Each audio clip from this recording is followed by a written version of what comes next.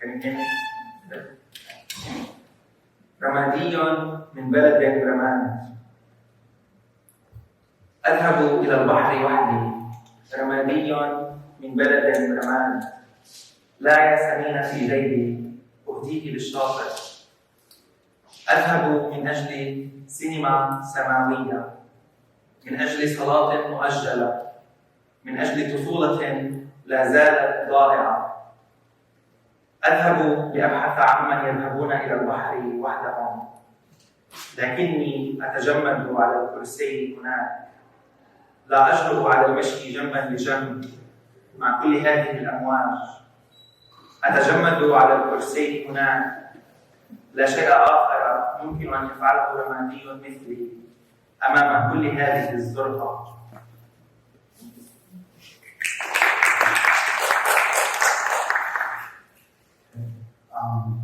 I'll read the first poem from my book, Birthright.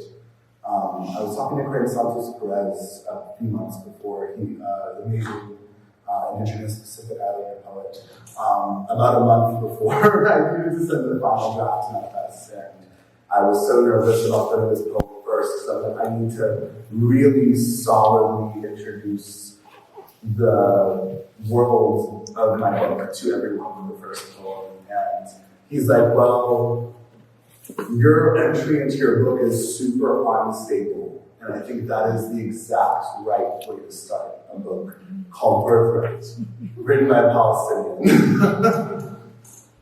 It starts with an epigraph from Huda. I said, you killed me, and I forgot, like you, to die. Taking back Jerusalem. Let me be brief. By the end of this, someone will be cursed, and I pray it, anyone but him. Let me start again. The night was beautiful, but not romantic. Sure, there was smoke and moonlight. From this angle, you could almost mistake the city for American. There were 7 of us, all of us born of this country before this country existed. It was ours.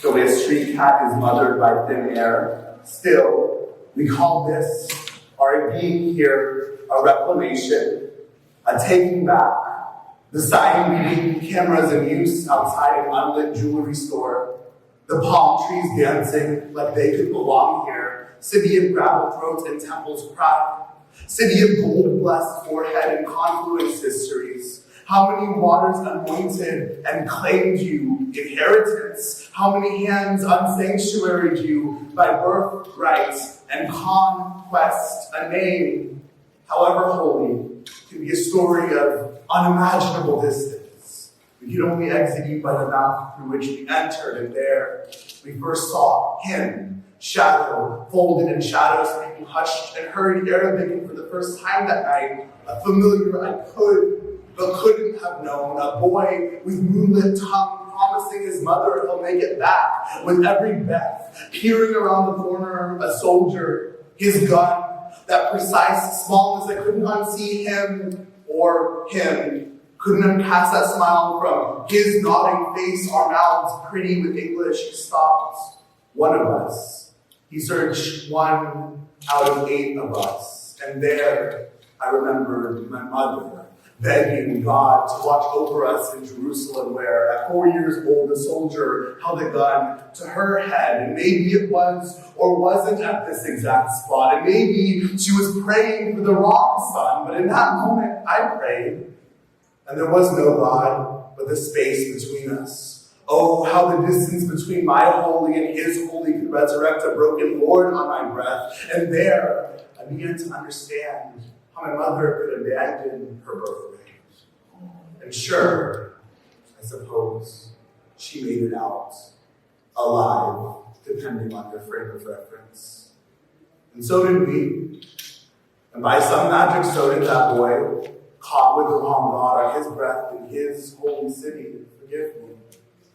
I'm trying to understand what makes one's existence at a fixed location a radical act, divine even, and what makes the existence of another near a specific body of water of violence.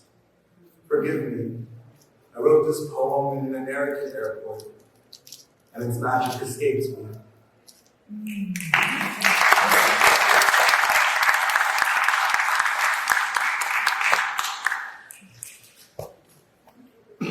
معهم يستيقظ البحر. أجلس على الشاطئ أتأمل بائع البطاطا الحلوة وبائع شعر البنات وعنبر التفاح، بائع براد الليمون وبائع المكسرات، بائع ألعاب البحر وعربته الملونة.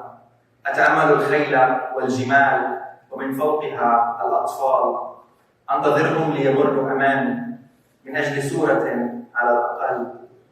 هؤلاء هم أصحاب البحر، الشاطئ سوقهم، معهم يستيقظ البحر ومن بعدهم ينام.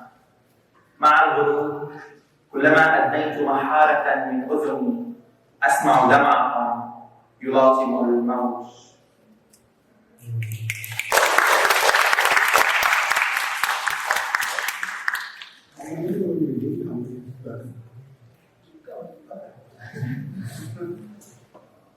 Is it okay if I read a letter instead of the poem?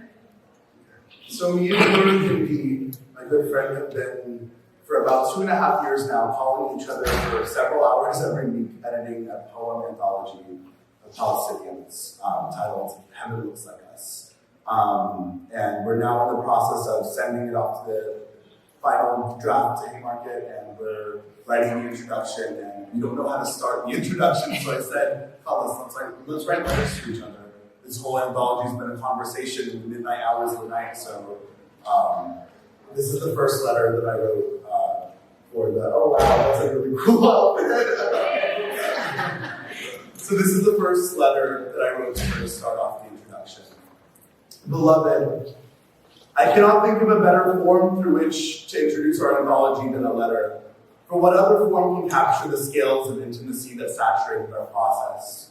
Poetry itself requires supremely intimate attention to language, even and especially when listening to the spaces where language fails us.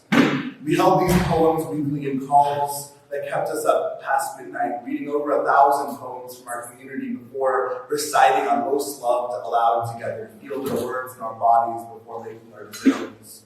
Our journeys took us across the world, connecting us with Palestinians living and dead, writing against settler nations like the US and Australia, against the colonial narcissism that calls itself Europe, against our ongoing ethnic cleansing in our homeland, daring to occupy language with the sheer living historical weight of us. And here, I turn to Fargo Tabeki's line of poetry that inspired our title, Heaven Looks Like Us.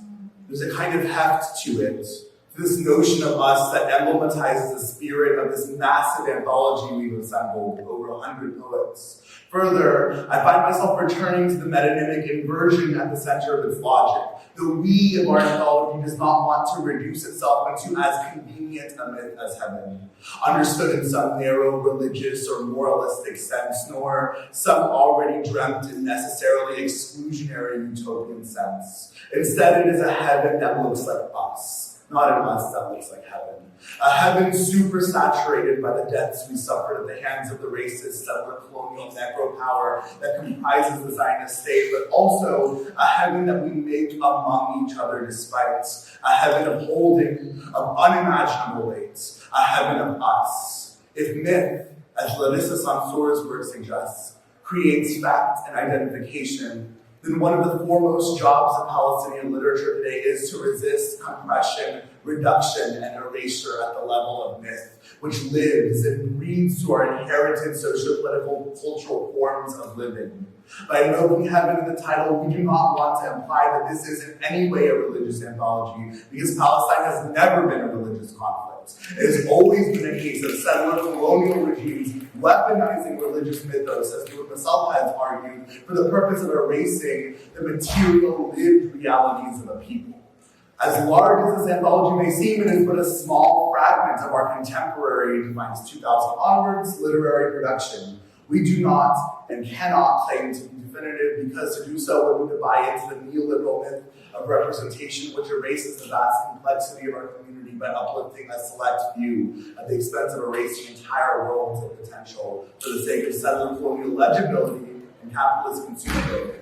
Put differently, the anthology is global in scope, but it is anti-universal. It is hefty, dare I say maximalist, but anti-definitive. It does not represent, but instead seeks to complicate, trouble, unsettle, dare I say terrorize. We resist the material and mythological violences imposed on us by the Zionist regime, built on Western colonial obsession with Palestine, built on a legacy of Christian hegemonic mythos that fetishizes the land at the expense of its people. We ask instead, can we sing a better myth of us in poetry? Can we find better forms and shapes of language, of love in poetry? Thinking about you today as I write this on a plane ride back home, I find I'm almost clear and transparent in my writing when in liminal spaces like this. With love, George.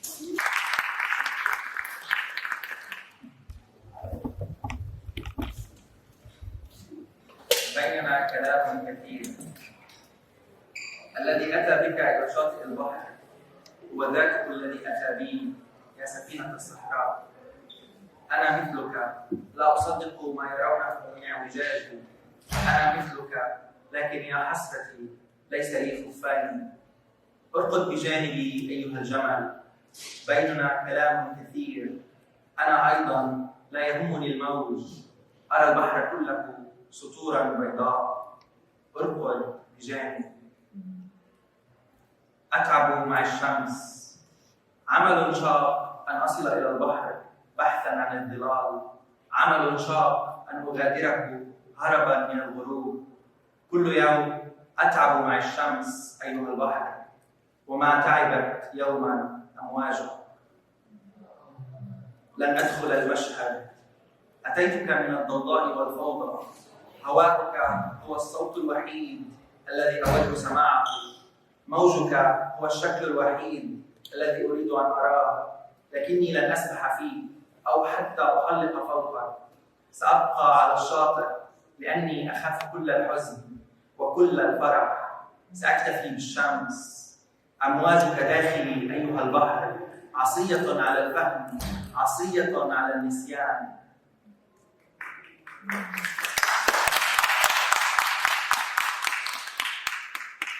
فجأة أتذكر يأسي. أين كنت يا سماء وبيوتنا تقصى؟ أين كنت يا بحر ونحن نتفحم؟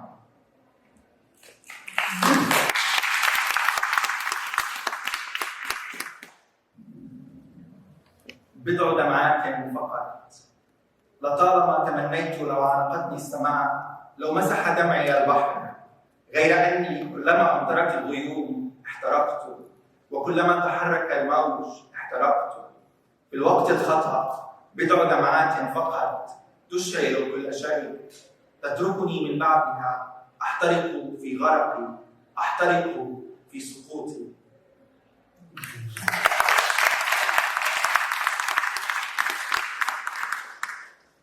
I'm going to read from a new project now. An archaeology of father, with thanks to Father Tabaki. Baba, I held your hand as you were dying, half asleep, floating between unknowing and here, your gaze fixed into the graying wall. Half asleep, floating away from some unknowable here, your gaze was fixed past the wall, graying from hospital to hospice to bedroom to heaven. Here, your gaze was fixed. Past the wall, graying from hospital to hospice to bedroom, the heaven of your unforgotten youth played out. 1967, before us. From hospital to hospice, from bedroom to heaven, your unforgettable youth played out before us. 1967. Summer whispering in the ferns, gator dead on the mantle. You unforgot your youth and let it play out before 1967. Summer whispered the ferns dead. A gator on the mantle meant hunting season was a beginning. Its heat coming still. Summer was a whisper. Ferns dead on the mantle. A gator meant hunting season was a heat you named beginning. This is how you convinced yourself you were American.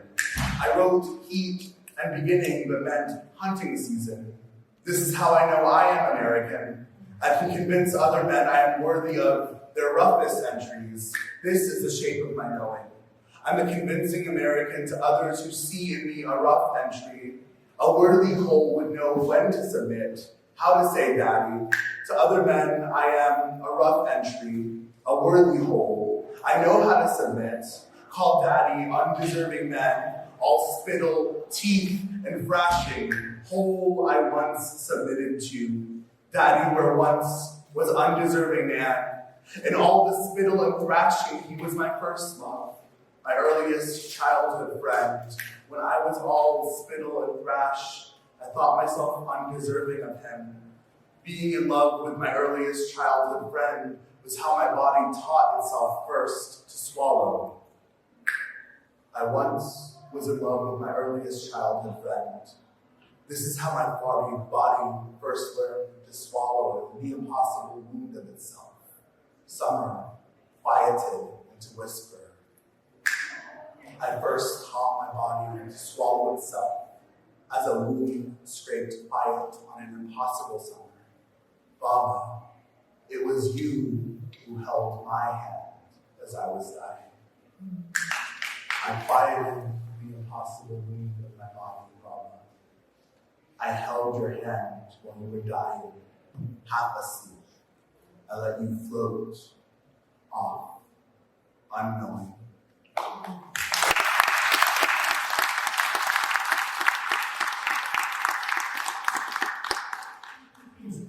الطريقة الأمثل لإهداء الورد.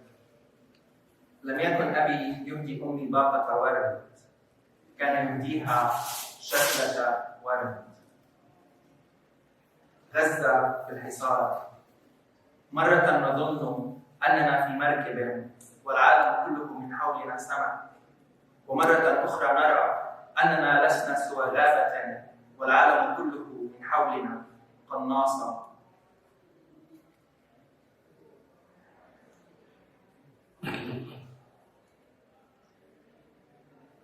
عصي أن تبكي أمام بحر بقدر أن تبكي لأبيك، رغم أن البحر أشبه بأم. هين أن تبكي أمام نهر بقدر أن تبكي لأمك، رغم أن النهر أشبه بأب.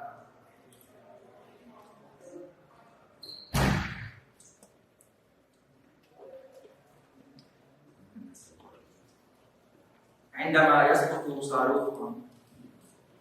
يسقط صاروخ قرب بيتي، أتمنى رغم عجلته غير المبررة لو يلاحظ أنني منكمش منذ زمن في قبر حفره الخوف لا في سرير. عندما يسقط صاروخ أقول أخيرا سأموت، لكن الموت لغرابة حظي لا يعجبه الموتى الجاهزون.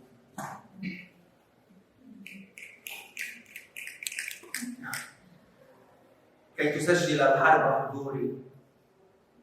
كلما يسقط صاروخ على المدينة حولي تزيد أشباح الموت في غرفتي، وأنا ممدد على السرير لا أفكر في أشياء تافهة مثل النوم، أفكر في الموت. في غرفة لا شرقية ولا غربية أغلقت عيني كي لا أراها، أغلقت بابها كي لا ترى البيت، وتركت النافذة مشرعة كي تسجل الحرب حضوري. مع كل صاروخ أحاول تجميع البيت كله في جسدي، تكاد روحه تخرج من الأرض تحته. أما روحي بالكاد تعود إلى اللغة، لكننا مع كل صاروخ سويا نرقص. ممدد على السرير في غرفتي أشعر بألم في بطني كأنني ابتلعت دبابة للتو، وألم في رأسي كأن الصواريخ تنفجر فيه. شربت عظامي كل ما في جسدي من دم، والتقط القلق كل أنفاسي. أنجو من الموت ولكني لا أعود إلى الحياة. أغني أصلي لوجعي كي يحملني خفيفا إلى السماء.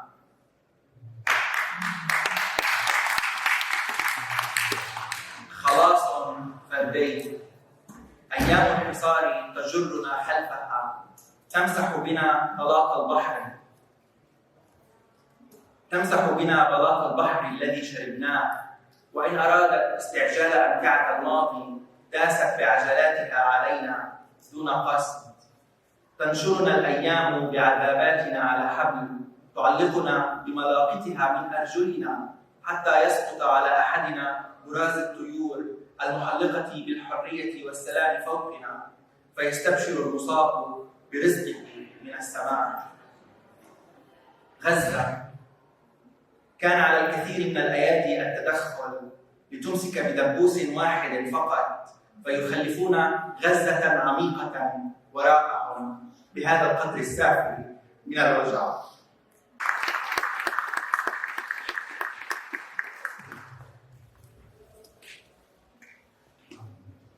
The last poem was about the decision not to come out to my father when I said that. But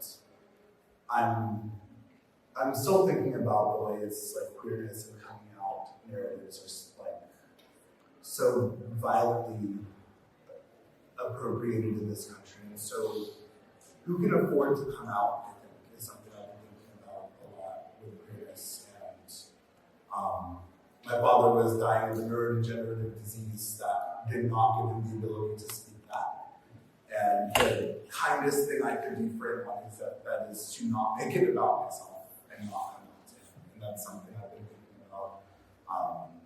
And I also, this is kind of a counter even to that poem, thinking about the conversation that we need to be having but are not, which is the pandemic and the collective weird denial around it. And since the poem, I'm thinking about that.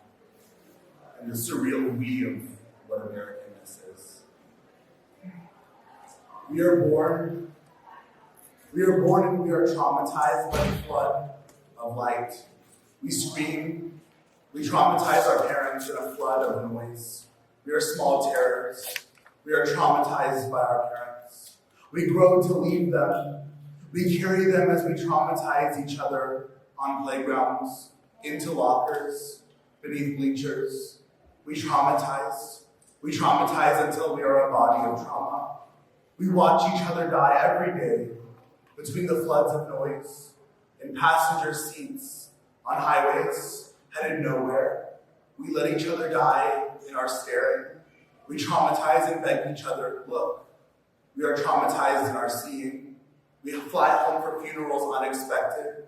We are traumatized. We process and we are traumatized. We process and traumatize each other. We cannot let each other die in our processing. We're one prescription away from heartbreak. We're selfish. We look into mirrors. We call ourselves American. We consume each other from the outside in. We digest until we are indigestible. We procreate. We keep our nation alive by feeding it our children. States have rights to exist. We tell ourselves by unpeopling land after land. We traumatize the land we name child. Our parents' shadow linger like small nations. We live to see our parents die. Our parents live to bury us broken. We are more than bodies, we tell ourselves. We pray to a more than body. We eat his body every day and his blood flows in us. We call him Father in our confessing. We name Father any body we confess through to become more than body. We are traumatized. 100,000 bodies later, we admit we are traumatized. 100,000 bodies later, we abandon our body politic. Hundreds after hundreds of thousands of bodies later, we cannot let them die. We ask the state to let us live. We ask to be more than body in our confessing. We let America live. We let America live instead. We let America live until.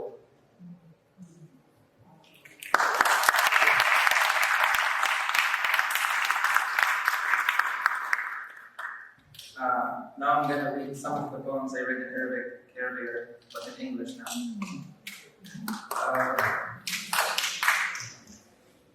Gaza Under Siege, translated by Atif Shah. At one time we think we are in a boat and the entire world around us is fish. And at another we see we are but a jungle and the entire world around us a sniper. When a missile lands, translated by Khalid Raja.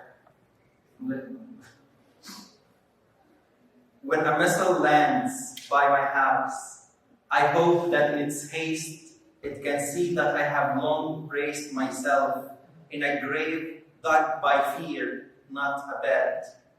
When the missile lands, I say, finally, death has come, but death, to my luck, shuns the ones most ready to die.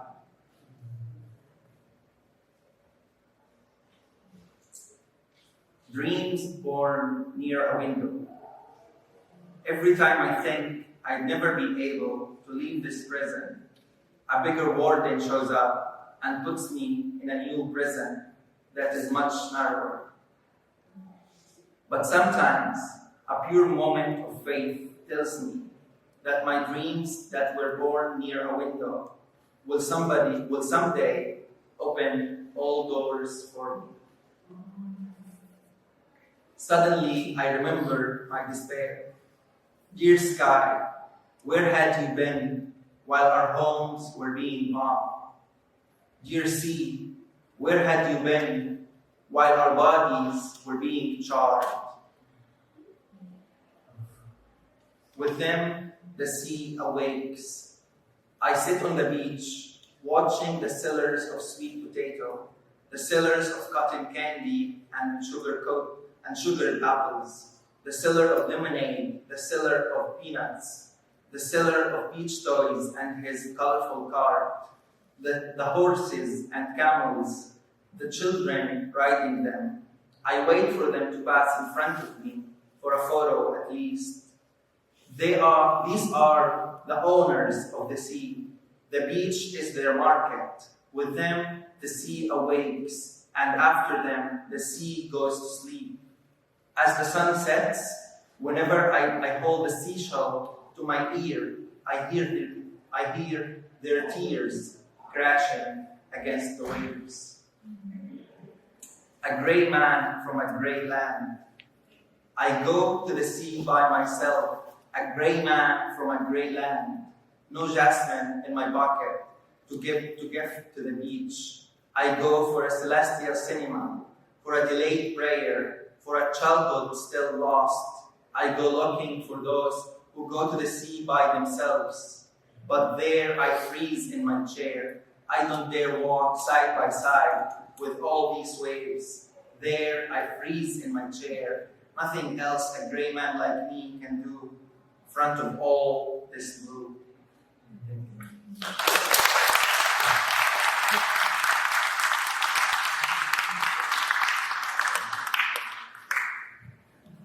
Great, thank you both for these powerful texts. I'm sure there are many thoughts in all of our heads.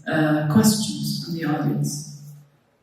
So I've been thinking a lot lately about genre and all sorts of genre, poem, newspaper articles, diaries.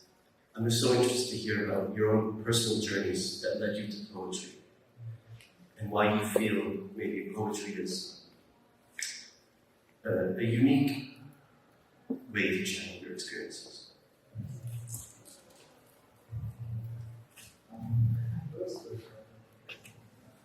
Okay, so I'm just gonna say with a very short answer. I always say I feel very, very privileged that I found poetry and that I can write poetry, because this is one of the few ways I am able to survive and live in Palestine or in Gaza. So this is how I find poetry, and this is why I try to keep holding it.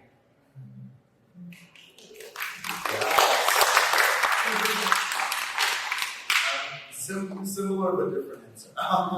I was born and raised in the U.S. South, and so one of my only ways of actually surviving being a closeted queer kid, in an environment like that, where honestly a lot of the homophobia I experienced was more reminiscent of the evangelicals and the white Christians. The Palestinians were far less homophobic around me than anyone else. So that just as a, again, complicating the narrative, whatever. But I actually found poetry through spoken word and through predominantly Black and Indigenous folks down south, really just using this art form channeling it through the body, through performance in ways that, when I grew up and started to learn Arabic and started to read Arabic poetry, I'm like, oh my goodness, there's the ghazal, all these traditions of performance of poetry in Arabic, so in a way, spoken word returns me to that original root, I think, of a lot of that poetic tradition. Lately, I've been so pessimistic about poetry, though, that I've moved on to my MFA thesis is actually a memoir, and I've found creative nonfiction. Sada Aziza and I've been talking for the past few weeks about this, but I don't know, I found nonfiction. Sometimes poetry in this country can be so purist, can be so oh, are you really a poet? Do you really know? Insert specific gatekeeping kind of Western funnel, very narrow lenses of this is what a poem is, quote unquote. And I've just been really it's been really insufferable. It's been really just a lot of gatekeeping and nepotism in that community that I'm just I am gonna write my poems, sure, but I don't like that. So the nonfiction people I've talked to have been much more open and been much more yeah, you kind of just get away with whatever you want to do with nonfiction.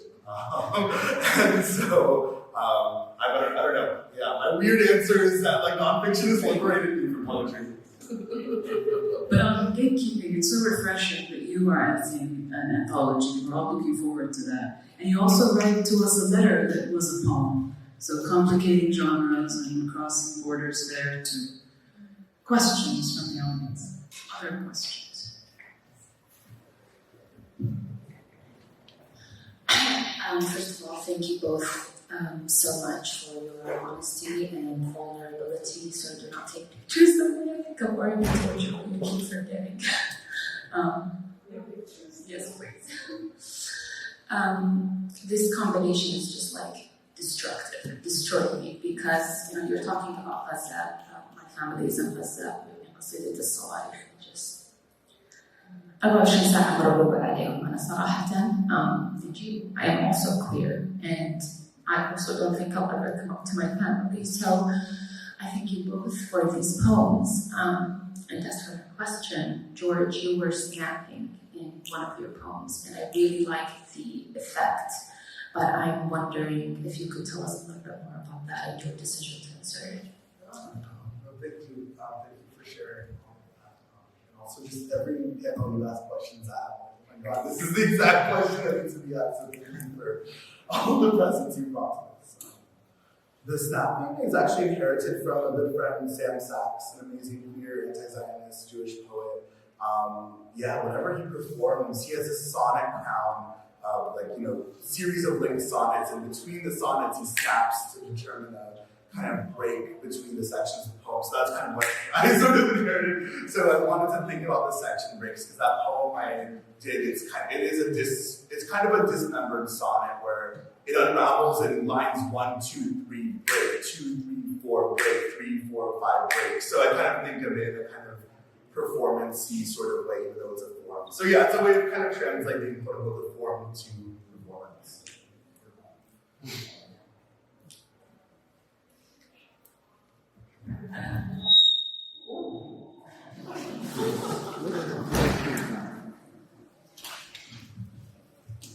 Hi.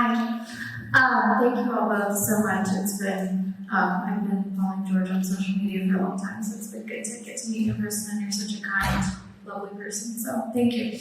I was going to ask for those of us who are, I think as Naomi Shihab and I puts it, tugging at the threads of Arabic without being able to really grasp or weave the entire rug.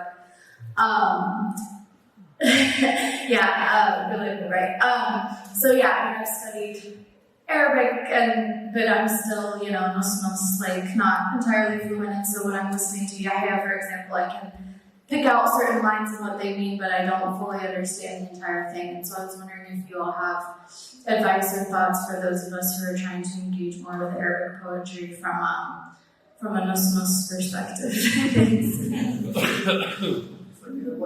The foremost expert of Arab poetry in the room, in this country, in the room right now. If you have any, teach us, Professor. So I think listening to a lot of Arabic is really great. And also reading, like trying to read, like trying to simplify things and breaking down things. This is how I learned English, and this is how I also relearned Arabic in some way. So in English, whenever like I encountered like a long sentence, I would write it down or break it. Whenever there is like something that connects two sentences, I just break it and try to understand each word and like why it's there. What is it doing like differently? And I think this could be applied the same way in Arabic. To try to breathe every sentence, and by time you will find yourself reading and reading more of Arabic or English. So yeah, this is my advice. Also, I always say, so you need to connect so much to the culture, like you need to love the culture and the language in order to be able to learn it. So listen to Fayouz,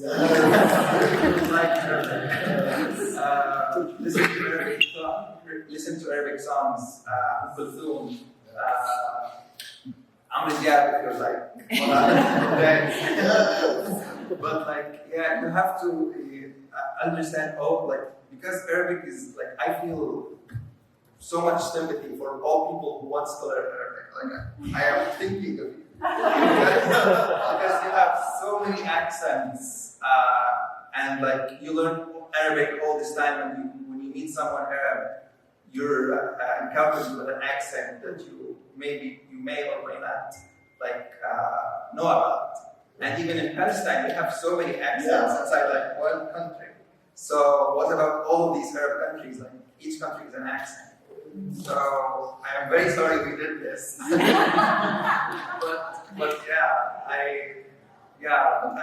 I really think loving the culture and loving the language, even if you don't understand it, will lead you somehow, some way to learn it. Yeah. I love this. There's no way to learn it that isn't that. Yeah. Usually, it's for sure. Safia also was also similar, saying she reactivated and relearned her Arabic, even though she's grown up in Arabic, through films and finding shahids. It's like the Arabic Netflix, and things like that. And so we were talking about this at Mizna dinner a few months ago, actually, and using these kind of cinema to re-engage and and just constantly immersing oneself, I think is the advice in music. I mean, Eliana, I'm such an Eliana fan. She's so talented, Thank you, Yahya. Thank you, George. I just met you this morning. Appreciate it, man. You're so much. It's really a quick comment. I'm from Gaza area, so I feel when I listen to Palestinian poets, it's just like, okay, it has to be sad, serious poem. So my question is, do you feel obligated to have it that way? Do you have funny ones, cheerful ones? So that's going. Thank you. I think so. I don't think about the mood of my poems when I write them. They just happen, and I think literature and all arts are more like it's like obligated or like inclined to lean more to the negative. I don't think there are many great artworks or literature that is happy and like cheerful. It's always dark because this is the reality of life. The more you know, the more life becomes like a bad idea. So this is how I feel like, and it's really so. When you so this doesn't mean that my life is 100% dark, but I always say like people always tell me like why your poems are so dark, but in person I am like I like to think that I'm really fun. But I always say I am fun because I am able to put this darkness into words.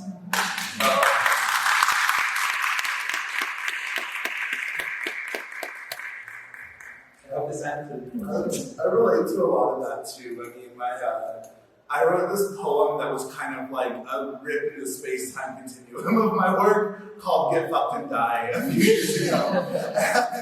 And it was liberating. It came from the depths of the pandemic. Me and my very, very queer household in Boston, we were all just making this weird hot nihilist girl persona where it's like, I just want a vampire to eat my asshole. Hashtag Get Fucked and Die. Like, you know, and we were just talking to each other in this crazy persona that we just made up.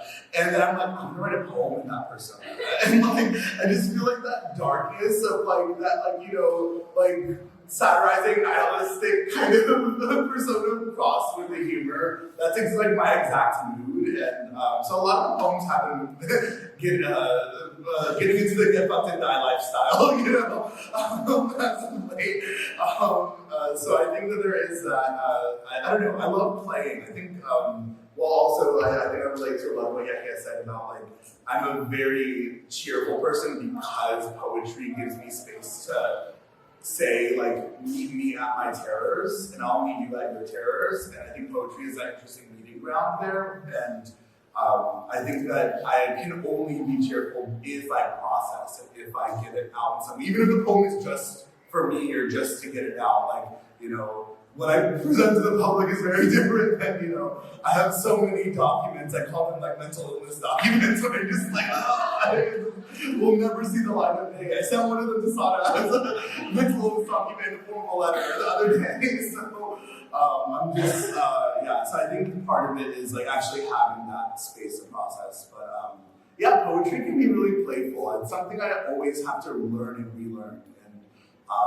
Me and my friend Fargo are doing a Palestinian queering of Paradise Lost. That's one of our projects. And we're getting really playful with it. I mean, John Milton was like such an interesting figure, but also John Milton, like, what if like John Milton met the Get Fucked and Die lifestyle? You know, that's something we're thinking about, you know. John Donne loved bottoming for the Lord in all of his poems. So like, you know, I'm just like, these questions of like, let's take these canonical figures and like, play with them and stuff. So I've been doing that. I think that's also why I'm jaded with poetry, because I'm just like, yeah, let's play, let's have fun. I totally think it's, yeah, great question. Thanks. Yeah, thank you for having me, guys. This is wonderful. Thank you so much for your readings and the English and the Arabic, just especially touching. I suppose my question is, as part of your writing, we've heard that it's a strategy for coping, it's a strategy for finding joy, it's a strategy for play. How much do you kind of internalize the judgment or the evaluation of that piece? How much of it is you kind of expressing yourself, and at what point does the perception of the other come in, whether that's the audience in the crowd, the critic, the publishing house?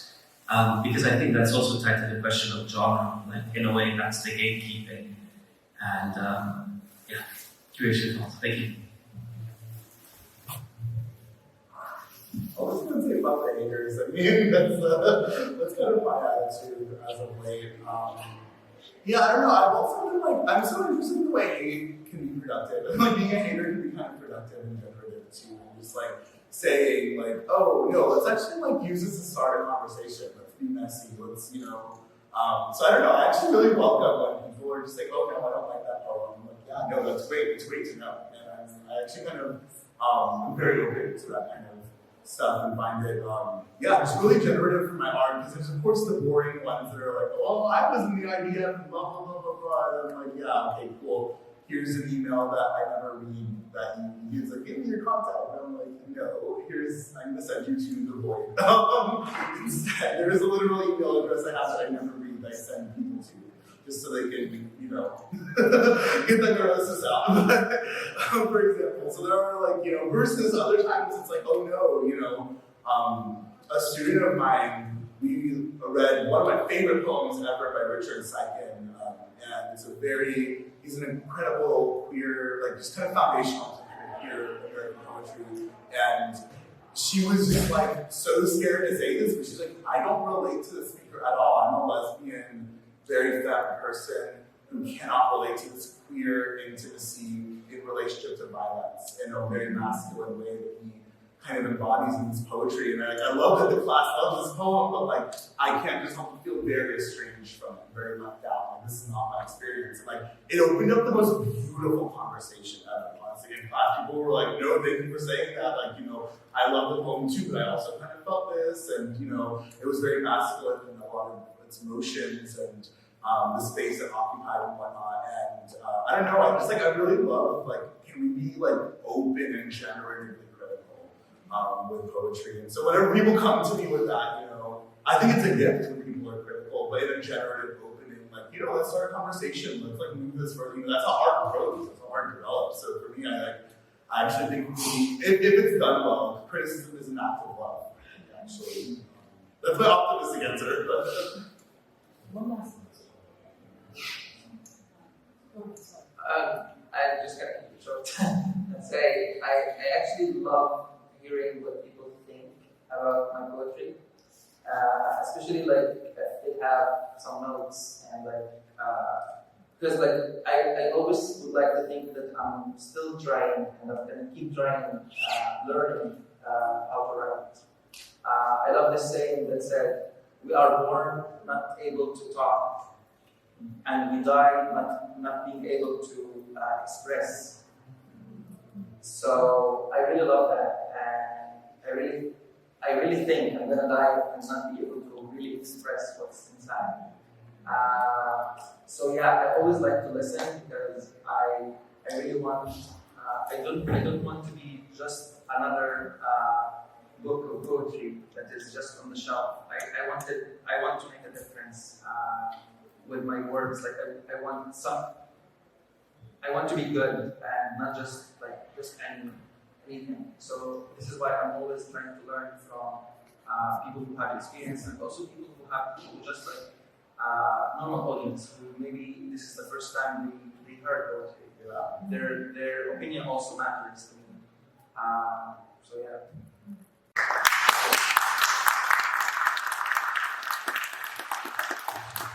There are 2 questions for you for later. We've run out of time. Thank you so much. You are both beautiful, and this was wonderful. Thank you.